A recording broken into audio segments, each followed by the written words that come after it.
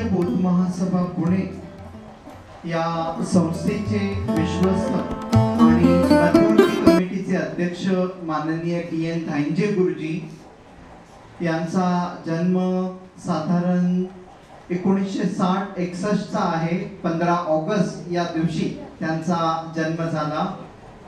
त्यांनी 1978 च्या आसपास ते B.एड पूर्ण झाले.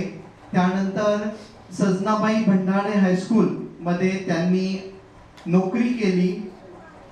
2014 साली ते मुख्याध्यापक झाले आणि 2018 साली मुख्याध्यापक म्हणून ते सेवानिवृत्त झाले. 1990 मध्ये त्यांनी बोधाचार्य परीक्षा ते उत्तीर्ण झाले. 1990 पासून त्यांनी धार्मिक कार्यामध्ये ते अग्रणीय आहेत. अनेक सुखादुखाच्या समारंभाला त्यांनी संस्कार विधी केलेला आहे. त्याचबरोबर अनेक बोधाचार्यांना त्यांचं बहुमोल त्यांचं मार्गदर्शन लाभतं. आपल्या संस्थेसोबत सुद्धा ते 2018 साली जनरल सेक्रेटरी या पदावर होते. त्यानंतर 2021 ला ते विश्वस्त या पदी निवड झाली त्यांची आणि मध्यवर्ती कमिटीचे ते आज अध्यक्ष आहेत. संस्थेला त्यांचा जो ज्ञानाचा भाग आहे त्या ज्ञानामध्ये संस्था सुद्धा फार ऋणी आहे की त्यांच्याकडे अशा काही युक्त्या आहेत किंवा काही मार्गदर्शन आहेत की ज्यामध्ये संस्थेला सुद्धा काही अडचणी आल्या तरी त्याच्यामध्ये ते चांगला एक मार्ग काढू शकतात. म्हणून खरोखर त्या पदाला ते योग्य आहेत. त्याचबरोबर अनेक विषयांमध्ये ते मार्गदर्शन सुद्धा करत आहेत. मी त्यांचा आजचा विषय आहे तथागत भगवान बुद्धांनी काय स्वीकारले व काय नाकारले. हा अनेक जणांनी पूर्वी भगवान बुद्ध आणि धम्म या ग्रंथामध्ये हा भाग वाचलेला असेल.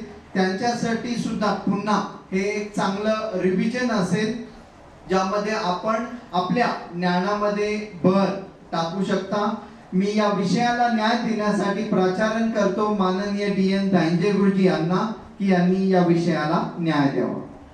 स्वागत भगवान गौतम बुद्ध, बोधिसत्व परमपूज्य डॉक्टर बाबासाहेब आंबेडकर यांच्या विचारांना यांच्या प्रतिमांना प्रथम अभिवादन करतो. आजच्या स्वागताध्यक्ष सुमित कांबळे आणि प्रमुख पाहुणे दत्ता शेला आणि या कार्यक्रमासाठी आवर्जून उपस्थित असणारे आमच्या भारतीय बौद्ध महासभेचे विश्वस्त अध्यक्ष के.बी. मोडगरे सर, त्याचप्रमाणे खजिनदार माने साहेब, बोधाचार्य गायकवाड साहेब आणि तसेच या कार्यक्रमाचे चित्रण करणारे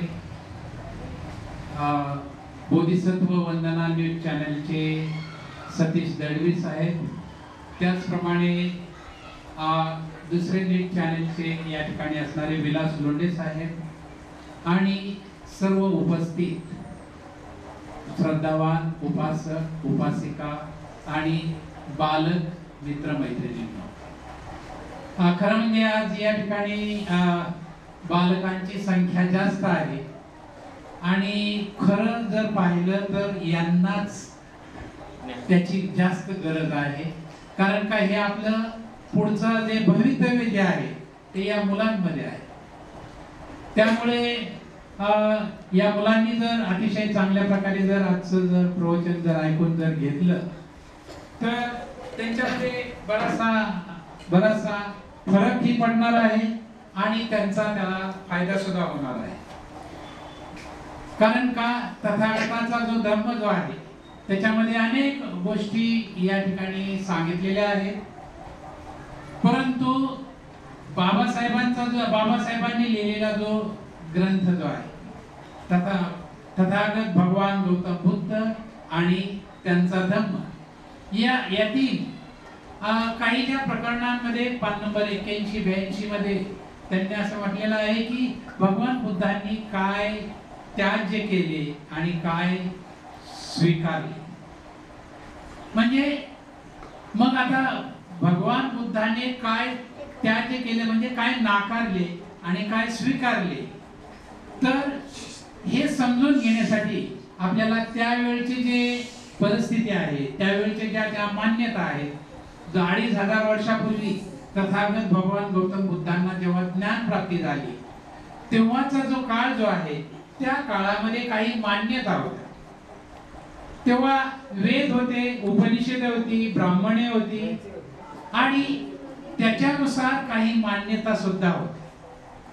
आणि ह्या ज्या मान्यता होत्या ते सर्वात एक काय गोष्ट होती, तर सर्वात महत्वाचं म्हणजे ईश्वर हा निर्माण करता आहे, हा आपला म्हणजे सर्व लोकांचा विश्वास होता की आपल्या सर्वांना कोणी निर्मिलेला आहे.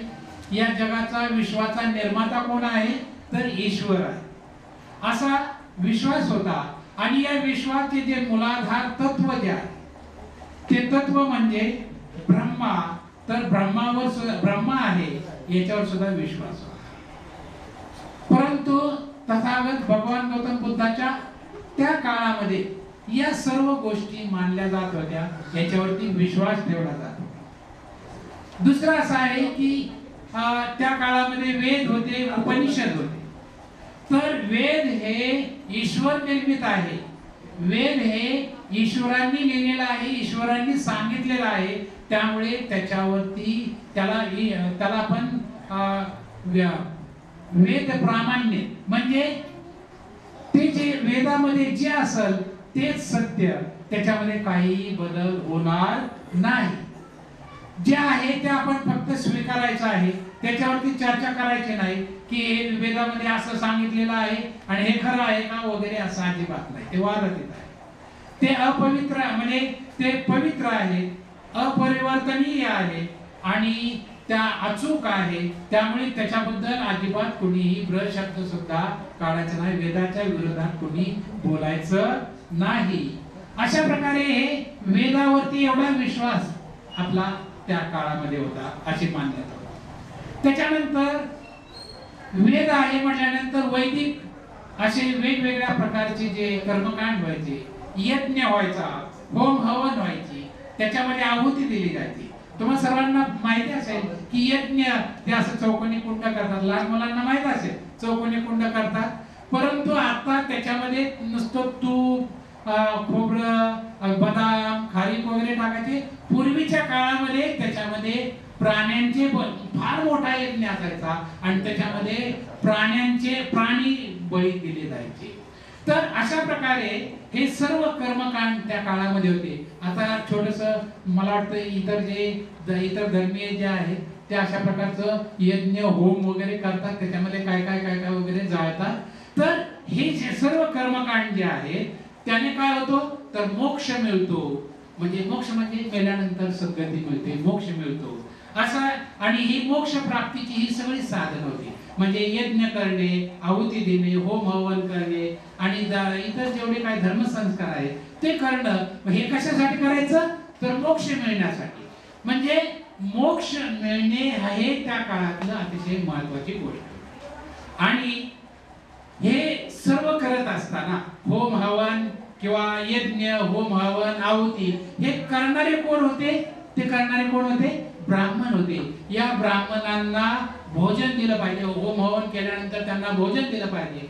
त्यांना अजून काय दिलं पाहिजे, दक्षिणा दिली पाहिजे. त्या काळामध्ये दक्षिणा म्हणजे सोन्याच्या मोहराच देतो. आता आपण रुपयाच्या मध्ये देत होते, परंतु सोन्याच्या मोहरा. आणि हे कशासाठी दिले जायचं, तर त्यांना जर दक्षिणा दिली, त्यांना जर जेवण दिलं, त्यांना भोजन दिलं, ब्राह्मणांना भोजन दिलं, तरच आपल्याला काय मिळणार आहे, आपल्या आत्म्याला मुक्ती मिळणार आहे. म्हणजे नाही तर आपल्याला मुक्तीच मिळणार नाही. म्हणजे मुक्तीसाठी आपल्याला मध्ये हे कोणाची सेवा करावी लागायची, ब्राह्मणांची सेवा करावी लागायची. म्हणजे आत्मा मोक्ष आणि मग त्याच्या या आत्म्याला परत मुक्ती मिळाली पाहिजे. हे सर्व म्हणजे आत्म्याला मुक्ती मिळाली पाहिजे. म्हणजे आत्म्यावर परत आपला काय होता, त्या काळामध्ये विश्वास होता की आत्मा आहे. याच्या शरीरामध्ये आत्मा आहे, त्याच्या शरीरामध्ये आत्मा आहे, त्या प्राण्यामध्ये गाढवामध्ये आत्मा आहे आणि सर्वच प्राण्यांमध्ये आत्मा आहे. आणि आत्मा आहे याच्यावर त्या काळामध्ये काय होता? विश्वास होता. मला वाटतं 2500 वर्षापूर्वी आत्म्यावर विश्वास होता. आता आहे का? अजून काय लोक म्हणतात की आत्मा आहे, या मेल की याच्या शरीरातून तो दुसऱ्या शरीरात जातो आणि शरीर बदलतो, त्याला आत्म्याचे संसरण असं म्हणतात. काय म्हणतात? आत्म्याचे संसरण. म्हणजे तो फक्त जसे आपण कपडे बदलतो का नाही, तसं तो फक्त शरीर बदलतो, जीव बदलतो. मग अशा प्रकारे आत्म्याबद्दल म्हटलं जात होतं. आणि हा आत्म्याचे जे हे एका जन्मातून दुसऱ्या जन्मात, एका देहातून दुसऱ्या देहात, एका माणसातून दुसऱ्या माणसात असा आत्मा फिरत राहतो. आणि ह्या आत्म्याला जवळजवळ किती 84 लक्ष योनीतून फिरावं. किती? 84 लक्ष. लक्ष म्हणजे किती मुलांना? लक्ष म्हणजे लाख. 84 लाख वेळा त्या आत्म्याला फिरल्याशिवाय त्याला मुक्ती नाही. तर अशा प्रकारे या आत्म्याच्या आणि त्याच्याशिवाय त्याला दुःखातून मुक्तीही नाही, त्याची सुटका नाही. अशा प्रकारे त्या काळात मानलं जात होतं. म्हणजे हे काय मानलं? त्यावेळेला मान्यत होते. असा काय होता? विश्वास होता. तर अशा प्रकारे आत्म्याचा हा जो सगळा जो आहे, आणि मग हे आत्म्याचं ज्याप्रमाणे आहे तसंच आपल्या याच्याबद्दलही म्हटलं जातं की परंतु त्या काळामध्ये भगवान बुद्धाच्या काळामध्ये जेव्हा त्यांना ज्ञान प्राप्ती झाली, किती 2600 वर्षापूर्वी, 2500 वर्षापूर्वी जेव्हा त्यांना ज्ञान प्राप्ती झाली, तेव्हा त्या काळामध्ये काही तत्ववेत्ते होते, काही विद्वान लोक होते, ऋषी होते, आणि त्यांचेही काही वेगवेगळे असे पंथ होते. किती पंथ होते? जवळजवळ 62 पंथ होते. त्यातले आपण 2-4 जणांची फक्त थोडक्यात माहिती घेऊया. तर या 62 पंथापैकी आपण एक पंथ घेऊया, जो ज्याला उच्छेदवाद असं म्हणतो. काय म्हणतो आपण? उच्छेदवाद.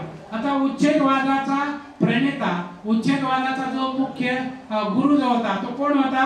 अजित केश कंबल. भगवान बुद्धांच्या त्या काळामध्ये तो अजित केश कंबल नावाचा उच्छेदवादाचा प्रणेता होता. तर उच्छेदवादामध्ये नेमकं काय होतं? तर उच्छेदवादामध्ये असं होतं की आत्म्याचं जे आहे त्याला 84 लक्ष योनीतून फिरावंच लागतंय आणि मगच त्याचा आपोआप अंत होणार आहे. म्हणजे हे आत्म्याचं फिरणं आहे आणि जगातील दुःखाच्या मूल तत्वापासून मनुष्य बनलेला आहे. म्हणजे दुःख हे आहेच, दुःख तुम्ही नाकारू शकत नाही. त्याच्यापासूनच, दुःख तत्वापासूनच माणसाची निर्मिती झालेली आहे आणि हे 84,000 लक्ष योनीतून त्याला फिरावंच लागतं. अशा प्रकारे हा उच्छेदवाद हा केश कंबल नावाचा एक पंथ होता. त्या केश कंबल नावाचा एक पंथाचा प्रमुख होता आणि त्याचा हा उच्छेदवाद होता. त्याच्यानंतर दुसरा एक होता नियतवाद सिद्धांत. तर हा नियतवाद सिद्धांताचा प्रमुख कोण होता? प्रणेता होता मखली गोसाल म्हणून. भगवान बुद्धांच्या काळामध्ये ते सुद्धा तपश्चर्या हे वेगवेगळं काय करत होते आणि त्यांची काय मत होती? तर दुःख कुणालाही नष्ट करता येत नाही आणि दुःख कुणाला वाढवताही येत नाही किंवा कमीही करता येत नाही. म्हणजे दुःख आहे हे तुमच्या वाट्याला जे आलेलं आहे ते तुम्हाला भोगावंच लागणार आहे. जसं म्हटलं जातं की सटवीने तुमच्या कपाळावर लिहिलेलं जे आहे ते तुम्हाला बदलता येत नाही, ते घडणारच, तसं होणारच आणि त्यामुळे त्याच्यातून तुमची सुटका नाही. हा काय म्हणजे हा नीतीचा खेळ. म्हणजे नियतवाद सिद्धांत म्हणजे काय आहे? हा नियतीचा सिद्धांत आहे आणि हा नीतीचा सिद्धांत कोणी मांडलेला आहे?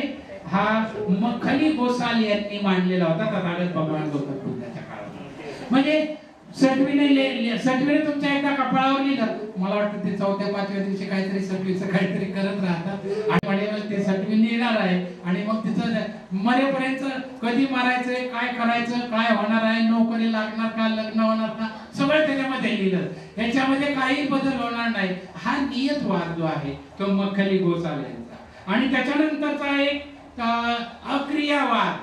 अक्रियावाद हा कोणाचा आहे तर हे पूर्ण कश्यप यांचा हा अक्रियावाद आहे. आणि याच्यामध्ये काय आहे तर एखादे कृत्य किती वाईट असो, किती वाईट जरी असलं, दुराचारी जरी असले, तरी आत्म्याला त्याच्यापासून पाप लागत नाही. म्हणजे तुम्ही किती वाईट करा किंवा तुम्ही किती चांगलं एखादं कृत्य करा, कुशल कर्म करा, तरी त्यामुळे तुम्हाला पुण्य लागणार नाही. हे कोणाचं म्हणणं आहे? पूर्ण कश्यप नावाचा जो प्रणेता होता, त्यावेळेचा एक पंथाचा माणूस होता, त्याने पूर्ण कश्यप यांचा आहे. म्हणजे कर्माचा आत्म्यावर, म्हणजे आपण जे जे काय करतो त्याचा आपल्या आत्म्यावर काही सुद्धा परिणाम होत नाही. मग तुम्ही हत्या करा किंवा करून घ्या, चोरी करा किंवा दुसऱ्याला करायला लावा, किंवा व्यभिचार करा किंवा एखाद्याकडून व्यभिचार करून घ्या, किंवा खोटं बोला किंवा एखाद्याला खोटं बोलायला लाव, काही जरी केलं तरी त्याच्यामध्ये त्याला काही आत्म्यावरती त्याचा परिणाम होत नाही. याला अक्रियावाद म्हणजे काहीच घडत नाही आत्म्याला, पण काहीच घडत नाही. अशा प्रकारे हा पूर्ण कश्यप यांचा अक्रियावाद होता.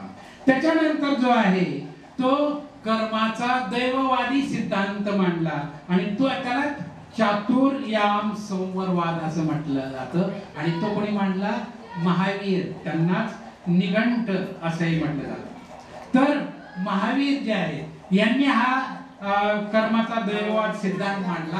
म्हणजे आपल्या आत्ताच्या जन्मामध्ये जे जे काय दुःख आपल्याला भोगावलं, आत्ताचा जन्म आपला चालू आहे का नाही, याच्यामध्ये जेवढं काय जे दुःख आहे ते पूर्वजन्मातल्या केलेल्या कर्माची फळं आहेत. आणि आपण आता जर चांगल्या प्रकारची जर कर्म जर केली, आताच्या कर्मामध्ये दुःख जे आहे ते आपल्याला भोगावेच लागणार आहे. कशामुळे? पूर्वजन्मामध्ये केलेल्या कर्मामुळे. परंतु आता आपल्याला पुढच्या जन्मात जर चांगलं काहीतरी करायचं जर असेल तर आपल्याला या वेळेला मात्र चांगली कर्म केली पाहिजे. म्हणून त्याला चातुर्याम नियम असं म्हटलेलं आहे. आणि म्हणून मग त्याच्यामध्ये ते अहिंसा म्हणजे हिंसा करायची नाही, चोरी करायची नाही, खोटे बोलायचं नाही, मालमत्ता बाळगायची नाही, ब्रह्मचर्य पालन करायचं. अशा प्रकारे हे हा कोणता आहे? कर्माचा दैववादी सिद्धांत. म्हणजे आपल्या नशिबामध्ये जे आहे ते आपल्याला भोगलं पाहिजे, असा हा कर्माचा दैववादी सिद्धांत. आणि अजून एक आहे अन्योन्यवाद म्हणून जो आहे, जो पकुल कच्छायन हे त्याचा प्रणेता होता. हे भगवान बुद्धाच्या त्या काळात 2600 वर्षापूर्वी ते हे सगळे जण होते आणि त्यांचा पंथ होता, त्यांचे शिष्य होते, सर्व काही होतं. तर हा अन्योन्यवाद याच्यामध्ये काय आहे तर आपला जो जीव जो आहे तो सप्त महाभूतांचा बनलेला आहे. सप्त महाभूत म्हणजे कोणती तर पृथ्वी, आप, तेज, वायू, सुख, दुःख आणि आत्मा. म्हणजे हे 4 तर आहेत, त्याच्यामध्ये सुखही आहे, दुःखही आहे आणि त्याच्यामध्ये अजून काय आहे? आत्माही आहे. असे या 7 जे पंचमहाभूत आहेत याच्यापासून आत्मा बनलेला आहे. असे याच्यापासून आपला जीव बनलेला आहे. जेव्हा आपल्याला एखाद्याचं जेव्हा मुंडकं छाटलं जातं तेव्हा त्याचं मुंडकं छाटलं तर काय होणार आहे तर हे सप्त महाभूतामध्ये ते त्याचं परिवर्तन होणार. म्हणजे अशा प्रकारे हा अन्योन्यवाद आहे. तर अशा प्रकारे तथागत भगवान गौतम बुद्धाच्या काळामध्ये हे सगळ्या मान्यता होत्या. असा सगळा विश्वास लोकांमध्ये, समाजामध्ये हा विश्वास होता. तर या सर्व मान्यता ज्या आहेत या तथागत भगवान गौतम बुद्धांनी त्या काळामध्ये नाकारल्या, पूर्णपणे नाकारल्या. त्यांनी ईश्वराच्या बाबतीत सगळ्यात पहिल्यांदा काय म्हटलेलं आहे की ईश्वर हा अजिबात नाही. काय अजिबात नाही तर तो आपल्याला आपल्या कुठल्याही इंद्रियांनी आपल्याला जाणवत नाही, आपल्याला तो दाखवता येत नाही, सत्य म्हणून त्याला मानताही येत नाही. त्यामुळे सर्वात पहिल्यांदा त्यांनी काय नाकारलेलं आहे? ईश्वर नाकारलेला आहे. आणि ब्रह्म हे सत्य आहे आणि ब्रह्मापासून मानवाची निर्मिती झाली, जन्म झाला, हे त्यांनी पूर्णपणे नाकारलेलं आहे. ते ब्रह्माच्या याच्यापासून नाही का, ते चार म्हणजे ब्रह्माच्या डोक्यापासून किंवा तोंडातून ब्राह्मणाचा जन्म झाला, अशा प्रकारे जे आहे म्हणजे या ब्रह्माच्या या शरीरातून ब्रह्मापासून आपला मानवाचा जन्म झालेला आहे, हे तथागत भगवान गौतम बुद्धाने नाकारलेलं आहे. त्याचप्रमाणे मग ईश्वराला नाकारल्यामुळे ईश्वराने जे लिखाण केलेलं जे वेद आहे, त्यांनी सांगितलेले जे वेद आहे, ते वेद उपनिषद ते सगळी त्यांनी नाकारलेली आहे. आणि मग वेदामध्ये सांगितलेला जो यज्ञ आहे, होम आहे, हवन आहे, जी कर्मकांड आहे, ते सगळं या तथागत भगवान गौतम बुद्धाने नाकारलं. होम अजिबात तथागत भगवान गौतम बुद्धाच्या धर्मामध्ये होम आहे का? अजिबात नाही. होम हवन नाही, हे नाही, आहुती नाही, काही यज्ञ नाही, काही नाही. नुसते आपण उदबत्ती आणि मेणबत्ती लावतो आणि आपण काय करतो, फुलं वाहतो, याच्यापेक्षा काही नाही. बाकीच्यांनी जर पाहिलं तर काय हे आणा ते आणा, कितीतरी 60-70 वस्तू आणायला लावतात, होम हवन यज्ञ नेम तेल काय काय करण्यासाठी आणि वेगवेगळ्या प्रकारचे कर्मकांड करण्यासाठी. परंतु हे सगळं कर्मकांड, हे सगळं जे आहे ते तथागत भगवान गौतम बुद्धांनी काय केलं, नाकारलं. अजिबात त्याच्यावरती त्यांनी विश्वास ठेवला नाही. आणि या वेदामध्ये असणारे जी चातुर्वर्ण समाज रचना जी होती, ब्राह्मण क्षत्रिय, म्हणजे या वेदामध्ये सांगितलेली होती. काय वेदामध्ये सांगितले होते की ब्राह्मण तो सर्वात उच्च, त्याच्यानंतर जो खाली जो आहे तो कोण आहे, क्षत्रिय आहे, त्याने लढाया करायची आणि संरक्षण करायचं. त्याच्यानंतर त्याच्या खाली कोण आहे तर वैश्य आहे, त्याने समाज व्यापार वगैरे व्यवसाय धंदा करावा. आणि सगळ्यात खाली जे आहे ते शूद्र आहे, शूद्रांनी काही करायचं नाही, फक्त या तिघांची काय करायची, सेवा करायची. हे कुठं लिहिलेलं होतं, वेदामध्ये लिहिलेलं, उपनिषदामध्ये लिहिलं. ते तथागत भगवान गौतम बुद्धाने पूर्णपणे नाकारलं. म्हणजे ब्राह्मण हे अशा प्रकारे ब्राह्मण हा उच्च आहे, त्याच्यानंतर क्षत्रिय, त्याच्यानंतर वैश्य, त्याच्यानंतर शूद्र, हे जी चातुर्वर्ण व्यवस्था जी आहे ती संपूर्ण चातुर्वर्ण व्यवस्था ती पूर्णपणे नाकारली. कारण का त्याच्यामध्ये काय आहे, असमानता आहे. कारण का जो वैश्य जो आहे त्याला जे अधिकार जे आहेत ते ब्राह्मणांचे अजिबात नाही. आणि जो क्षत्रिय आहे, क्षत्रियाला ब्राह्मणांचे अधिकार नाहीत आणि वैश्याला क्षत्रियांचे नाहीत, ब्राह्मणांचे अधिकार नाहीत. आणि शूद्राला या तिघांचे कसलेही अधिकार नाहीत. म्हणजे त्यांच्यामध्ये काय आहे, विषमता आहे, समानता अजिबात नाही. त्याचप्रमाणे त्यांचे अधिकार जे आहेत की ब्राह्मणांनी फक्त काय करायचं, अभ्यास करायचा, वेदाध्ययन करायचं, मंत्रपठण करायचं, कर्मला हे सगळं त्यांनी करायचं, बाकीच्यांनी अजिबात करायचं नाही. आणि क्षत्रियांनी काय करायचं, त्यांनी फक्त लढाया करायचं, त्यांनी फक्त काय करायचं, त्यांनी सगळ्यांचं फक्त संरक्षण करायचं. म्हणजे हे जे आहे हे अधिकाराची सुद्धा या ठिकाणी विभागणी केलेली आहे.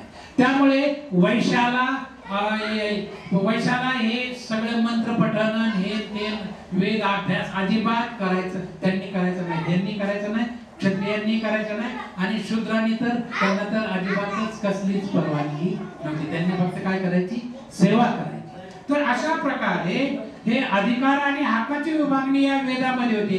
ती सर्व या ठिकाणी तथागत भगवान गौतम बुद्धांनी नाकारलेली आहे. आणि ही व्यवसायाची विभागणी सुद्धा तथागत भगवान गौतम बुद्धांनी नाकारलेली आहे. शूद्र आणि स्त्रिया, मग स्त्रिया जर ब्राह्मणाच्या असल्या, क्षत्रियांच्या असल्या किंवा वैश्यांच्या असल्या, त्यांना तर कसलेही अधिकार अजिबात नव्हते. म्हणजे शूद्र आणि क्षत्रिय स्त्रियांना सर्वच अधिकार नाकारलेले होते. आणि हे सर्व ज्या गोष्टी आहेत ते तथागत भगवान गौतम बुद्धाने पूर्णपणे नाकारलं.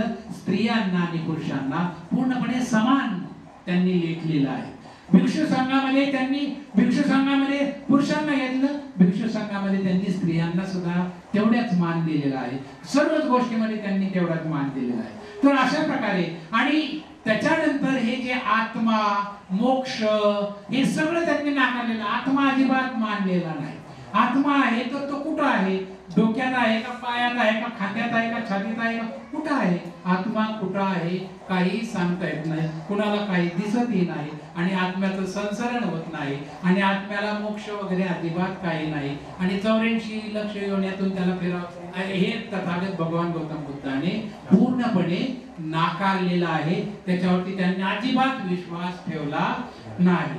त्याचप्रमाणे दैवाचा कर्म दैववादी कर्म सिद्धांत जो आहे तो त्यांनी पूर्णपणे नाकारला की पूर्वजन्माचं जे काय आहे त्याच्यामुळे आपल्याला हे आताची दुःख या ठिकाणी भोगावे लागतात. हा म्हणजे जन्म मरणाचा फेरा जो आहे तो त्यांनी या ठिकाणी नाकारलेला आहे.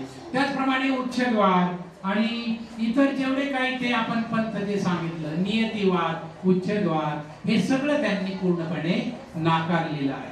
तर अशा प्रकारे मग हे सर्व नाकारलं. मग नेमकं काय केलं तर त्याच्यामध्ये त्यांनी काय केले, बदल केले. काय केलं, बदल केले. तर काय काय बदल केले तर सर्वात महत्वाचं म्हणजे कार्यकारण भाव. म्हणजे प्रत्येक गोष्ट, प्रत्येक कर्म जे जे काय आपण जे करतो, जे जे काय करतो त्याला काय आहे, कारण आहे. म्हणजे कार्यकारण भाव सिद्धांत त्यांनी त्या ठिकाणी मांडलेला आहे आणि त्याचे जे उपसिद्धांत आहे ते त्यांनी ग्राह्य धरलेले आहे. त्यालाच आपण प्रतीत्य समुत्पाद असं.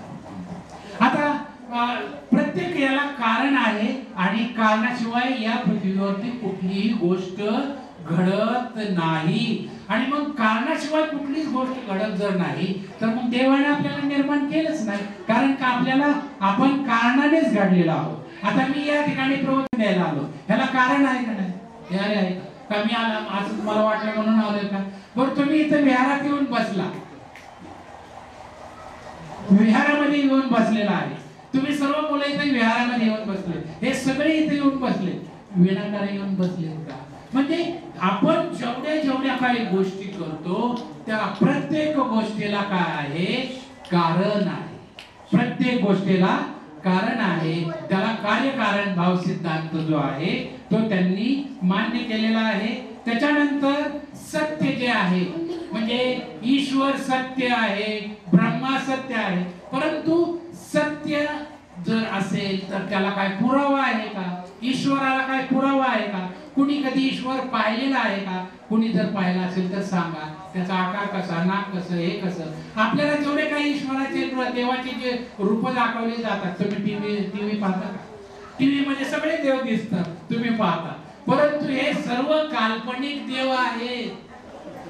कुणीच आतापर्यंत कोणताच देव पाहिलेला नाही. म्हणजे आतापर्यंत आपण जेवढे जेवढे आपल्याला जेवढे काय दाखवलेलं आहे आणि जे जे काय आपण पाहतो ते सर्व काय आहे, काल्पनिक आहे, ते सत्य नाही.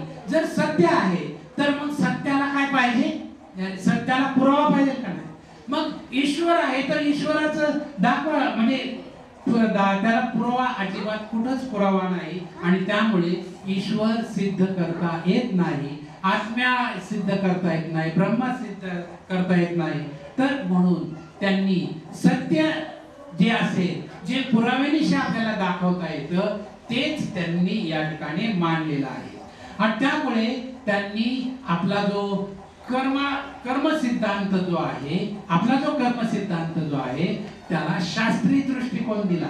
दैववादी जो सिद्धांत होता कर्माचा तो त्यांनी नाकारला आणि कोणता ग्राह्य धरला, कोणता ग्राह्य, शास्त्रीय कर्मवादाचा सिद्धांत की प्रत्येक गोष्टीला काय आहे, आपण प्रत्येक करणाऱ्या प्रत्येक गोष्टीला कारण आहे आणि ते कारण आपल्याला सांगता येतं आणि शोधता येतं आणि दाखवता सुद्धा येतं. म्हणजे कुठलीही गोष्ट करण्याशिवाय गरज नाही. तर अशा प्रकारे कार्य आणि त्याचा परिणाम, या कार्य आणि परिणाम याला त्यांनी बुद्धिवादाचा आधार दिलेला आहे. म्हणजे आपण जे काय कार्य करतो, आपल्या वाटण्याला जे दुःख आलेलं आहे त्याला काहीतरी आपण काहीतरी केलं म्हणून त्याचा परिणाम आलेला आहे. आपल्याला आई मारते, बरोबर आहे का नाही, मारते म्हणजे कुठल्या तरी कार्याचा परिणाम आहे, बरोबर आहे का नाही, विनाकारण मारते का. तर म्हणजे हा याला काय आहे, याला बुद्धिवादाचा काय आहे, आधार आहे. तर अशा प्रकारे तथागत भगवान गौतम बुद्धाने जे अगोदरचे जेवढे काही मान्यता होत्या, वेद प्रामाण्य, यज्ञ, होम, हवन, मोक्ष, आत्मा, ईश्वर, सगळं काही नाकारलं, सगळे कर्मकांड नाकारले आणि त्याच्यामुळे तर ब्राह्मण हे या तथागत भगवान गौतम बुद्धाच्या पूर्णपणे विरोधात गेले, त्यांना शत्रू समजायला लागले. त्याला कारणच हे आहे की त्यांचं जे काय आहे दुकानच बंद करून टाकले भगवान गौतम बुद्धाने. म्हणून त्यांनी अशा प्रकारे तथागत भगवान गौतम बुद्धाने त्यांचे सर्व जेवढे काही वेद प्रामाण्य, ईश्वर हे सर्व नाकारले आणि त्याच्यामध्ये त्यांनी बदल केलेले आहे. मग बदल केलेले आहेत, मग त्याच्यामध्ये सर्वात गोष्ट त्यांनी काय स्वीकारलेलं आहे, तर सगळ्यात महत्वाची गोष्ट म्हणजे त्यांनी या ठिकाणी मन हे सर्व गोष्टीचे, मानसिक क्रियांचे केंद्रबिंदू मानलेलं आहे. पहा, तथागत भगवान गौतम बुद्धाच्या धम्मामध्ये मनाला केंद्रबिंदू मानलेला आहे. मन हेच आपल्या सर्व गोष्टीचं काय आहे, केंद्रस्थान आहे, उगम स्थान आहे. आता तुम्हाला भूक लागली, बरोबर आहे का नाही? भूक लागली तर आपल्याला लगेच आपण काहीतरी खाण्यासाठी जातो, परंतु हे भूक लागली हे अगोदर कुठे तयार होतं? आपल्या मनामध्ये निर्माण, बरोबर आहे का नाही? मनामध्ये निर्माण होतं आणि मग मन जेव्हा सांगतं तेव्हा मग आपण आईला काहीतरी करायला लावतो आणि मनामध्ये आल्याशिवाय हे सर्व होत नाही. म्हणजे सगळ्या गोष्टीचं, सर्व कर्माचं उगम स्थान हे काय आहे? मन आहे. आणि त्याच्यावरती एक या धम्मपदामध्ये एक गाथा या ठिकाणी, म्हणजे आपलं धम्मपद म्हणून एक अतिशय सुंदर असं छोट्या अशा पदांचं एक उपदेश जवळजवळ 423 त्या गाथा त्यामध्ये आहेत. तर त्या गाथांमधली पहिलेच 2 गाथा या मनावर आहेत की म्हणजे तथागताचा धम्म कुठून सुरू होतो? मनापासून सुरू होतो. पहा, आता हे पालीमधल्या मी गाथा अगोदर वाचून दाखवतो. मनोपुपमा धम्मा मनोसेठा मनोमया मनसाचे पदट्टेन भासती वा करोती वा ततोन दुःख मनवेती चक्कं व अनपायिनी. तर आता याचा अर्थ काय सांगितलेला आहे? जे वाईट आहे आणि वाईटाशी संबंधित आहे आणि ते अधिक आहे, त्यांचे अधीन आहे.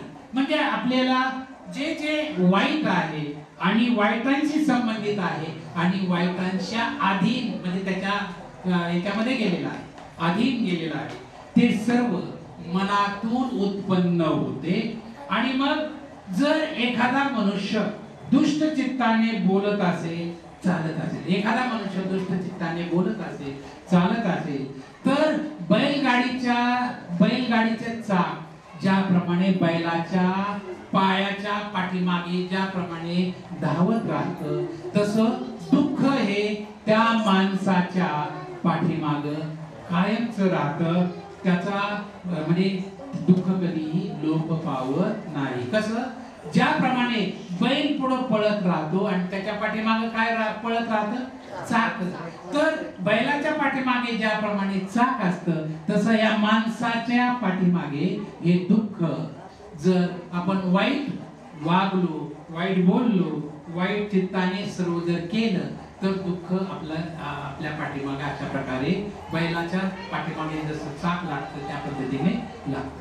आणि जर शुद्ध चित्ताने, चांगल्या चित्ताने जर आपण एखादी गोष्ट केली, त्याला आपण कुशल कर्म आपण म्हणतो, ते जर केली तर मनुष्याच्या बरोबर त्याची सावली असते का नाही? कुठेही जा, त्याची सावली त्याच्या बरोबर त्याला कधीही साथ सोडत नाही. जर तुम्ही शुद्ध चित्ताने, शुद्ध मनाने जर तुम्ही बोलला, एखादे काम केलं, तर ज्याप्रमाणे सावली त्याची शरीराची साथ सोडत नाही, तसं सुख हे त्याची कधीही साथ सोडत नाही. हे सुख हे त्याच्या सावलीप्रमाणे त्याच्या बरोबर राहतं. म्हणजे अशा प्रकारे या पहिल्या 2 याच्यामध्ये सुखाच्या आणि दुःखाच्या बाबतीत या ठिकाणी मनाच्याच क्रिया सांगितलेल्या आहेत. म्हणजे मन तुमच्या मनाने जर अतिशय वाईट मनाने जर एखादी गोष्ट जर केली तर दुःख हे तुमच्या पाठोपाठ येणारच आहे. आणि एखाद्या अतिशय चांगल्या मनाने कुशल कर्म जर तुम्ही जर केलं तर सुख हे तुमच्या बरोबर येणार आहे. तर अशा प्रकारे मन हे सर्व गोष्टीचा केंद्रबिंदू आहे हे तथागत भगवान गौतम बुद्धाने अगोदर मानले. आणि जे सर्व जेवढे काही मानसिक क्रिया कर्म जे आहे क्रियांचं मार्गदर्शन हे या मन हेच त्याचं शक्तीचं प्रमुख केंद्र आहे. त्यामुळे मनालाच आपल्याला काय करावं लागेल, प्रशिक्षण द्यावं लागेल. बरोबर आहे का नाही? माणसाला शिकवायचं का नाही? माणसाला शिकवायचं नाही तर ते कोणाला शिकवायचं? त्याच्या मनाला वळण द्यायचं, त्याच्या मनाला प्रशिक्षण द्यायचं. जर त्याच्या मनाला प्रशिक्षण दिलं मग तर त्या ठिकाणी अशा प्रकारे त्याला सुख प्राप्ती होईल. आणि म्हणून मग तथागत भगवान गौतम बुद्धाने बुद्धाचा जो सिद्धांत जो आहे की दुःख आहे, दुःख आहे म्हणजे जगामध्ये दुःख नाही असं नाही. दुःख आहे आणि दुःखाचा समुदय आहे आणि त्या दुःखाला निरोध आपण करू शकतो. आणि या दुःखाचा निरोध करण्याचा जो मार्ग आहे त्याला दुःख निरोध गामिनी प्रतिपदा, तो दुःख मुक्तीचा मार्ग आहे. तर अशा प्रकारे मग हे दुःख मुक्ती आपल्याला कशापासून करणार आहे तर मनाला प्रशिक्षण जर दिलं तर मनावर चांगल्या प्रकारचे संस्कार जर केले, बरोबर आहे का नाही? मनावर चांगल्या प्रकारचे संस्कार जर केले तर मनावर चांगल्या प्रकारे लक्ष जर दिलं तर मग हे मनावर लक्ष देण्यासाठी सगळ्यात पहिल्यांदा काय झालं पाहिजे तर तुमचं शील आचरण चांगलं पाहिजे. तुमचं काय पाहिजे? शील आचरण चांगलं पाहिजे. कारण का तुमचं मन तुमच्या ताब्यात जर तुम्ही जर वाईट काय गोष्टी जर केल्या म्हणजे खोटं बोलला, हिंसा केली, मारामारी केली, एखाद्याला फसवलं, लुबाडलं, हे केलं तर तुमचं मन हे काय राहणार आहे? भीतीयुक्त राहणार आहे. बरोबर आहे का नाही? बरोबर आहे का नाही?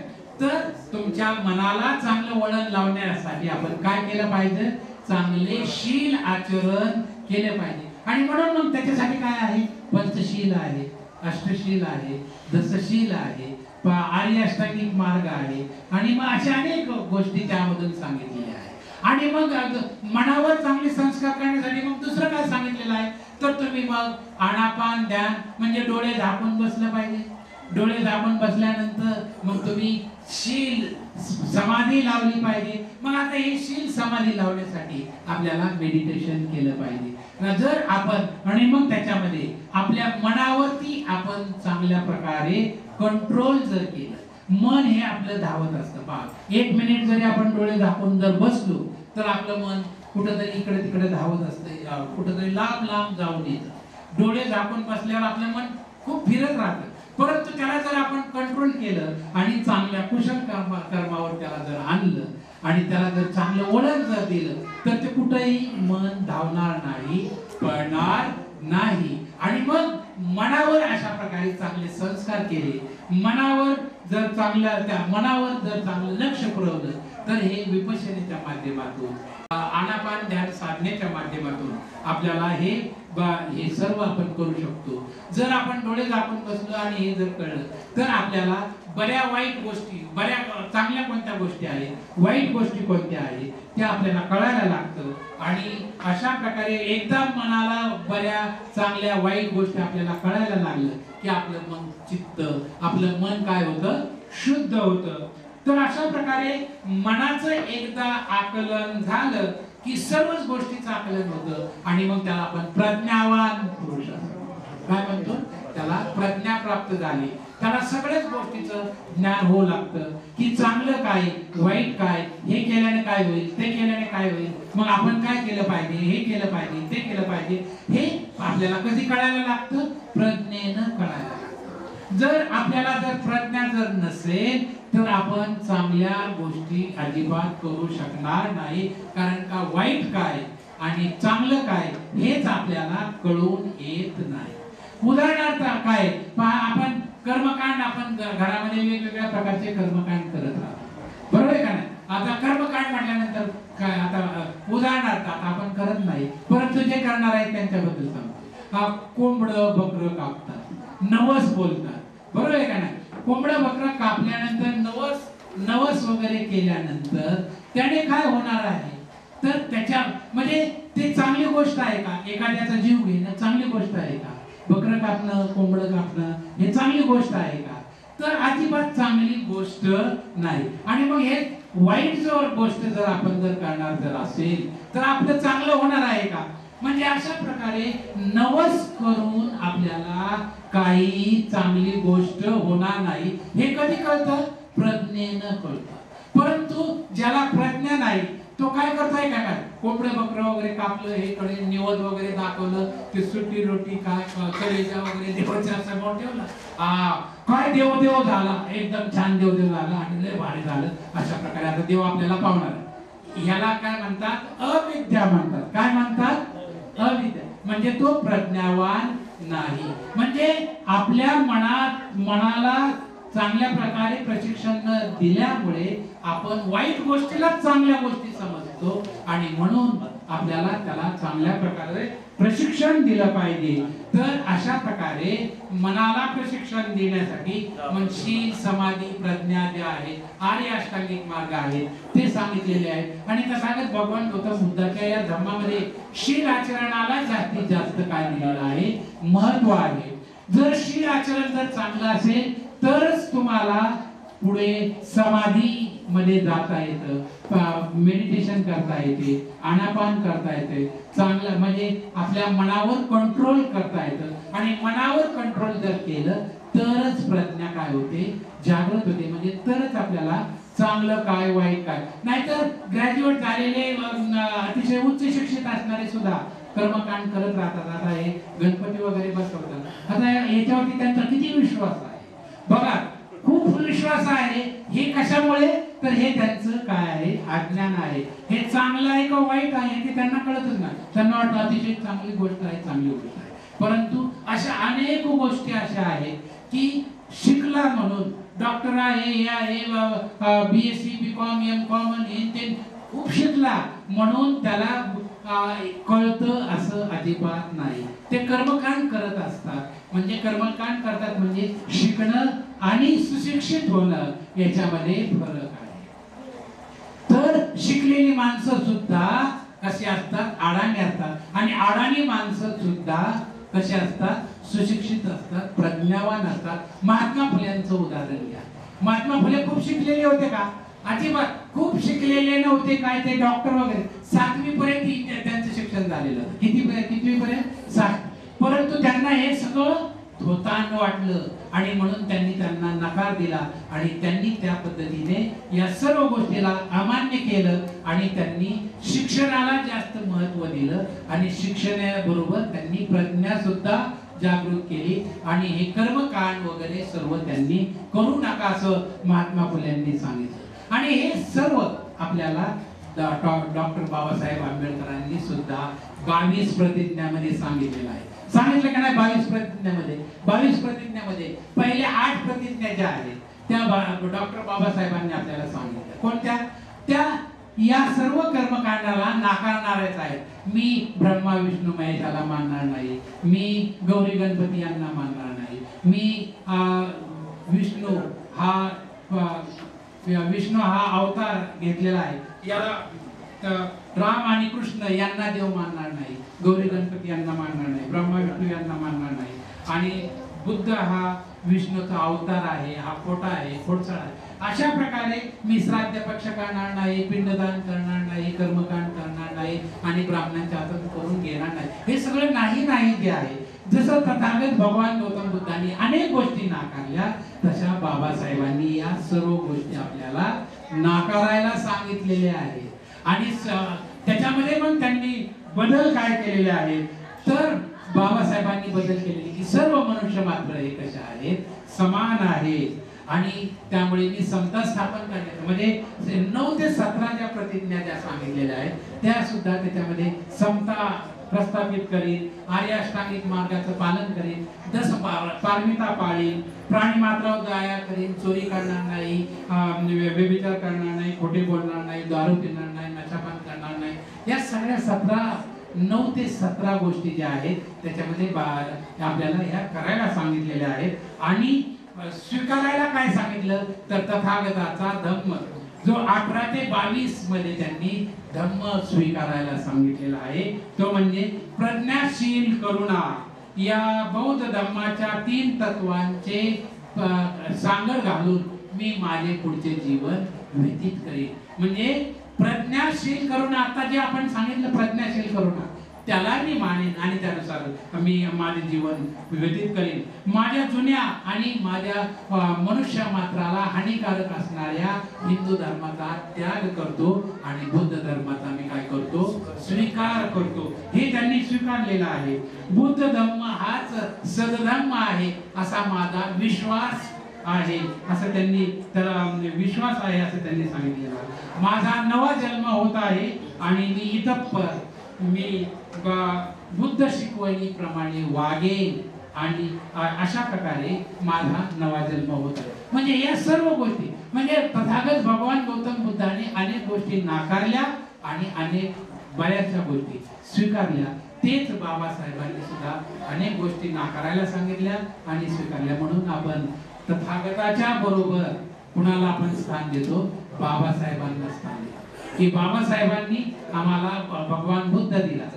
आपण शिक्षण जरी घेतलं असतं पण आपल्याला जर बौद्ध धर्म जर दिला नसता तर मी सुद्धा सुधारलो नसतो. मी सुद्धा कर्मकांडामध्ये या हिंदू धर्माच्या ह्याच्यामध्ये आपण काय झालो असतो, गुरफटून आपली प्रगती झाली नसती. परंतु शिक्षणाबरोबर आपल्याला त्यांनी काय दिलेलं आहे, तथागताचा धम्म दिलेला आहे. आणि तथागताचा धम्म दिला म्हणून आपण बाबासाहेबांना आणि तथागतांना या दोघांनाही तेवढंच स्थान देतो. आणि म्हणून आपल्या या प्रत्येक मांडणीमध्ये तथागत भगवान गौतम बुद्ध आणि त्यांना गुरु मानलेले हे डॉक्टर बाबासाहेब आंबेडकर आणि बाबासाहेबांना आपण सर्वांनी गुरु मानले आणि म्हणून आपण त्यांना या ठिकाणी अशा प्रकारे हे केलेलं आहे. तर या अशा प्रकारे मी तथागत भगवान गौतम बुद्धाने काय नाकारले आणि काय स्वीकारले, काय बदल केले याचा या ठिकाणी ओळख करण्याचा प्रयत्न केला. तुम्ही सर्वांनी अतिशय शांत चित्ताने ऐकून घेतलं, समजावून घेतलं आणि ते तुम्ही पाळण्याचा प्रयत्न कराल असे मी तुमच्याकडून अपेक्षा व्यक्त करतो. या सर्व लहानांकडून मी अपेक्षा व्यक्त करतो. तुम्ही बौद्ध धर्माचे अतिशय चांगल्या प्रकारे पाईक व्हाल असे मी अपेक्षा व्यक्त करतो. आणि या ठिकाणी आगमाने सर आहेत, आगमाने सरांच्या माध्यमातून तुम्ही या ठिकाणी विहारात याल आणि प्रज्ञावान व्हाल अशी अपेक्षा व्यक्त करतो आणि मी या ठिकाणी सांगतो. जय भीम, नमो बुद्धाय. पहा, या ठिकाणी गुरुजींनी आपल्याला भगवान बुद्धांनी काय स्वीकारले, काय नाकारले, त्याचबरोबर त्याला जोड म्हणून बाबासाहेबांनी सुद्धा काय स्वीकारलं आणि काय नाकारलं या विषयाला उत्तमरित्या न्याय दिलेला आहे. मी भारतीय बौद्ध महासभा पुणे या संस्थेच्या वतीनं त्यांचं मनपूर्वक अभिनंदन करतो. यानंतर मी गीत गाण्यासाठी बोधाचार्य राजेश गायकवाड साहेब यांना प्राचारण करतो. यांनी एक गीत गावं. यांचं गीत आहे, मला चीड येत नाही. मला चीड येत नाही हाच माझा गुन्हा, मला चीड येत नाही हाच माझा गुन्हा. दोष देऊ कुणा, दोष देऊ कुणा, दोष देऊ कुणा. मला चीड येत नाही हाच माझा गुन्हा, मला चीड येत नाही हाच माझा गुन्हा.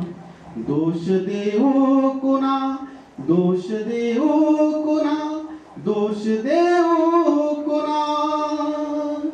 मला चीड येत नाही हाच माझा गुन्हा, मला चीड येत नाही हाच माझा गुन्हा.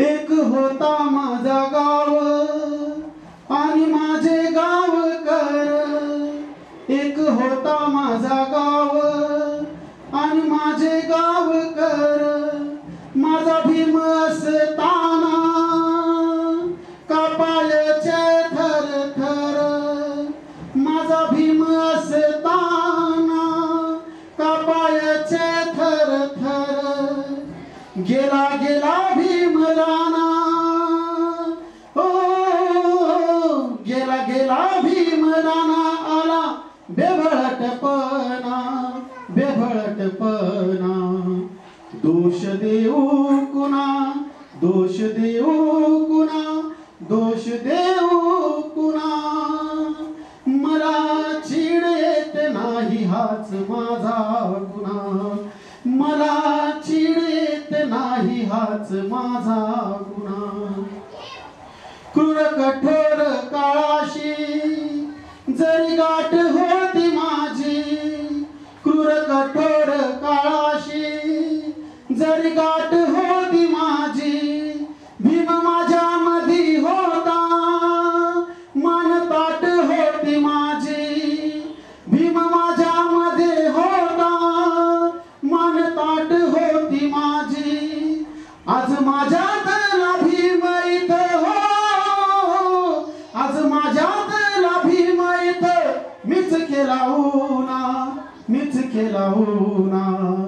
दोष देऊ कुणा दोष देऊ कुणा दोष देऊ कुणा मला चीड येत नाही हाच माझा गुन्हा मला चीड येत नाही हाच माझा गुन्हा माझ्या पोटेच्या पोरीची लाज लोकात लुटते माझ्या पोटेच्या पोरीची लाज लोकात लुटते डोळे पाहतात माझे काय कापत सुटते डोळे का पाहतात माझे काय कापत सुटते माझा नेवटपणा हो माझा नेवटपणा माझ्या लाचारीने गुणा दोष देऊ कुणा दोष देऊ कुणा दोष देऊ कुणा मला चीड येत नाही हाच माझा गुन्हा मला चीड येत नाही हाच माझा गुन्हा जिता जळे माझा भाऊ माझ्या झोपडी सहित जिता जळे माझा भाऊ माझ्या झोपडी सहित काय झाले काय नाही नोंद होईन वहीत काय झाले काय नाही नोंद होईन वहीत आज मीच माझ्या पाऊलांच्या हो मीच माझ्या पाऊलांच्या भुजवितो खुना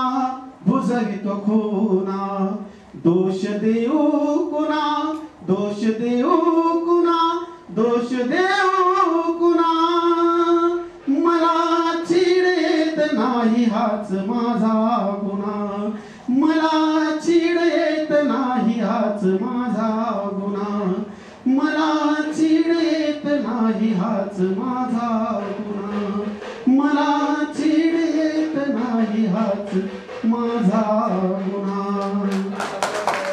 त्यानंतर या कार्यक्रमाचे अध्यक्ष माननीय जगदीश शिवशरण साहेब यांना मी विनंती करतो की आपण मनोगत व्यक्त करावं आजच्या कार्यक्रमाबद्दल.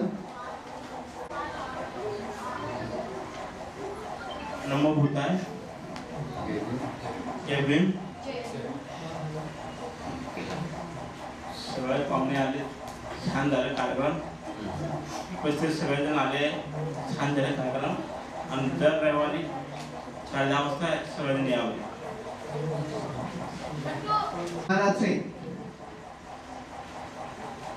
श्रद्धावान उपासक सतीश अदमाने साहेब यांना मी विनंती करतो की कृपया आपण विहाराबद्दल थोडीशी माहिती द्यावी.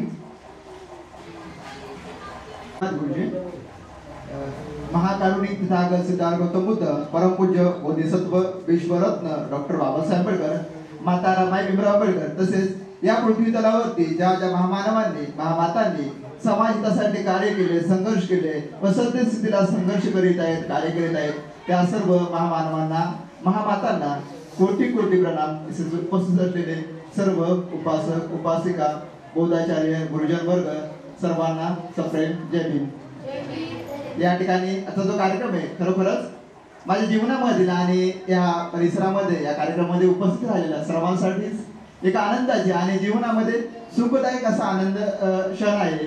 कारण हा बऱ्याच दिवसानंतर आपण या बुद्धविहारामध्ये या ठिकाणी आपलं जे तक्षशिला बुद्धविहार आहे या बुद्धविहारामध्ये बऱ्याच दिवसांनी मागील 2012 या सालापासून या ठिकाणी आपण सामूहिक साप्ताहिक बुद्धवंदना घेण्याचा प्रयत्न करतो. परंतु तो करत असताना आज सर्वांसमोर मला प्रकर्षाने सांगावं लागतं की कारण मी जे तुमच्या समोर जो थांबलोय बोलतोय ते कारण मला असं माहिती की मी पुस्तकामध्ये वाचलेलं आहे. कारण लोखंडाला जर परिसराचा जर स्पर्श झाला तर काय होतं, ते लोखंडाचं परिवर्तन सोन्यामध्ये होतं.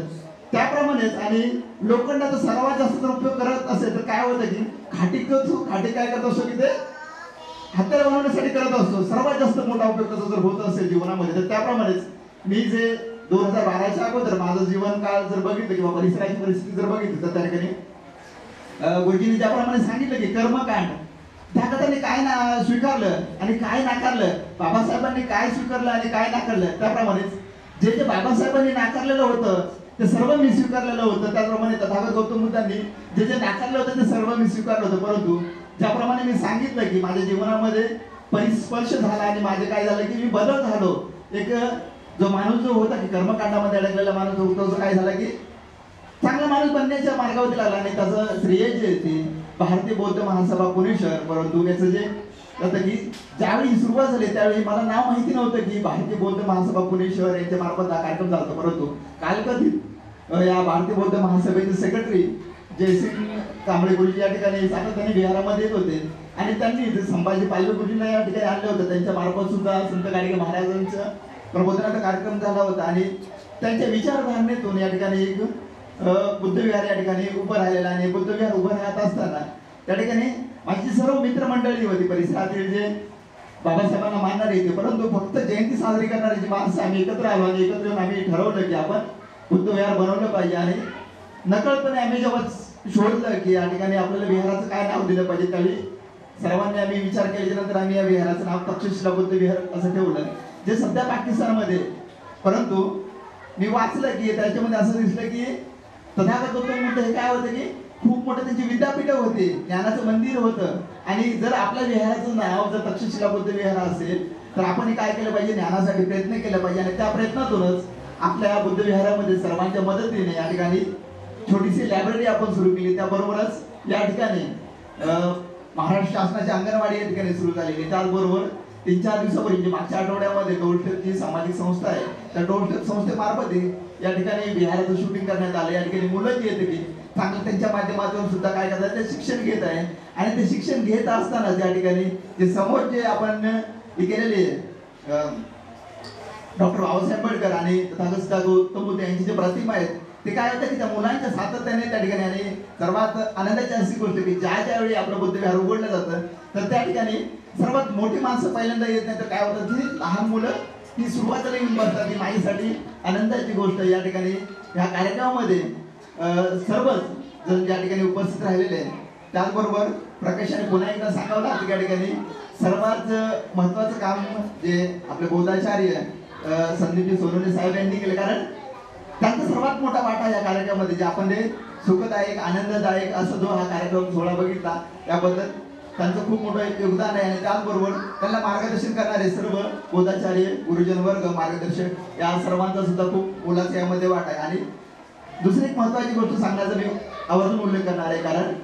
कारण या ठिकाणी सन्मान सत्कार करण्यात आले. परंतु त्यामध्ये काही माणसं जी आहेत की ज्याचा सन्मान सत्कार मुद्दामून करण्यात नाही. कारण ती जी माणसं जी आहेत की सातत्याने बुद्ध विहारासाठी झटणारी माणसं आहेत तर त्यांनी स्वतःचं बुद्ध विहार आहे आणि स्वतः सत्कार करणं हे काही उचित नाही. त्यामुळे जे या ठिकाणी बसलेली सर्व जी सभासद आहेत ते काय की विहाराचे प्रमुख आहेत आणि प्रामुख्याने या ठिकाणी ते पुढे बसलेले त्यांचे सर्वात जास्त मोलाचं कार्य. कारण प्रत्येक रविवारी काय केलं जातं की त्यांच्या मार्फत या ठिकाणी गीत सादर केलं जातं. प्रत्येक विहारामध्ये ते उपस्थित राहतात. या ठिकाणी आपण मला मनोबोध बोलण्यासाठी संधी दिली त्या सर्वांचे मी आभार मानतो.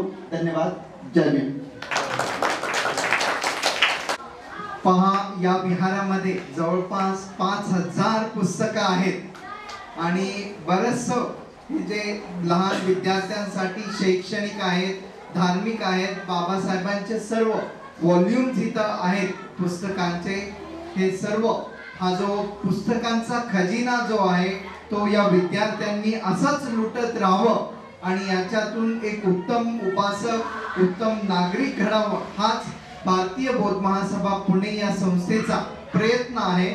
म्हणून आपण प्रत्येक शनिवारी, प्रत्येक रविवारी आणि पौर्णिमेला वेगवेगळ्या पुण्यात शहराच्या विभागामध्ये, विहारामध्ये हा वर्षावास प्रवचन मालिका पुष्प गुंफण्यात येत आहे. म्हणून या कार्यक्रमाचे प्रमुख प्रवचनकार आणि प्रमुख पाहुणे या दोघांनाही मी विनंती करतो की कृपया आपण या दोघांचाही सन्मान करावा. यांना उत्तम आरोग्य